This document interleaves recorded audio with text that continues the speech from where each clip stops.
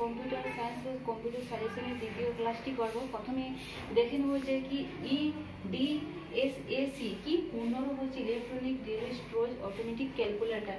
তারপর হচ্ছে 1889 সালে প্রস্তুত করেন কেমব্রিজ বিশ্ববিদ্যালয়ের অধ্যাপক মরিস উইলস। কম্পিউটারটিকে ডাটা সংরক্ষণের জন্য মেট্রোয়ের ডেইলি লাইন ব্যবহার করা হয়।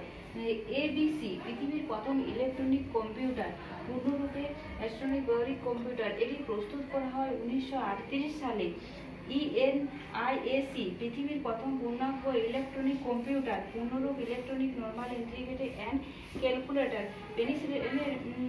পেনসিলভেনিয়া বিশ্ববিদ্যালয়ের অধ্যাপক জন মুসলি এবং প্রেসপার এটি কিন্তু প্রস্তুত করেন 1946 সালে। এর একজন ছিল 30 টন এবং এটি তৈরি করার জন্য প্রায় 18,000 বায়ুশূন্য কিন্তু ভাল্ব তৈরি করা হয়। এটি এর সমসাময়িক কালের যে কোনো কম্পিউটার থেকে 300 গুণ দ্রুত কাজ করতে কিন্তু সক্ষম।